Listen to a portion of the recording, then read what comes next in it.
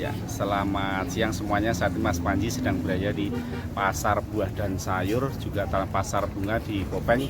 Pasar ini sebetulnya sudah agak lama sih sudah ada sebagai tempat salah satu tujuan wisata yang ada di Kopeng. Yang menjadi ciri khas dari pasar ini adalah nanti banyaknya buah-buah maupun sayuran lokal yang berasal dari wilayah sekitar Kopeng. Wisata Kopeng sebetulnya sudah dikenal sejak zaman masa Hindia Belanda.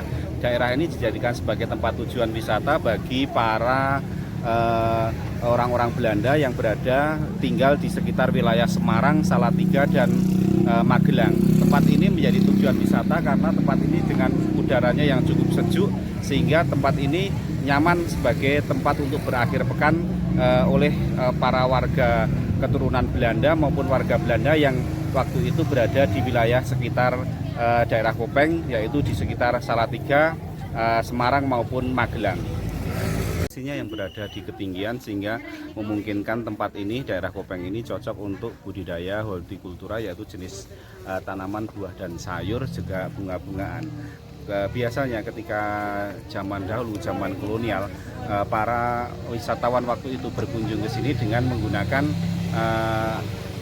semacam tandu, sehingga kalau kita lihat itu nanti banyak para Belanda itu biasanya mereka datang ke sini ditandu, yang menandu adalah orang-orang pribumi, dan itu menjadi sebuah ciri khas waktu itu ketika mereka berwisata ke Kopeng. Karena medannya yang cukup berat, mereka akan ditandu dengan menggunakan tandu dari Salatiga maupun dari Semarang ataupun dari dari Magelang, itu seperti itu. Jadi ada sih juga menggunakan kuda, tapi kebanyakan kalau dalam dokumen-dokumen sejarah mereka kesini dengan menggunakan ditandu dengan dipikul 2 atau 4 orang gitu. Demikianlah perjalanan Mas Panji kita pada siang hari ini. Kita berakhir di pasar buah dan sayur serta bunga yang berada di Kopeng, Salatiga. Sampai bertemu lagi dengan perjalanan Mas Panji di berikutnya. Terima kasih.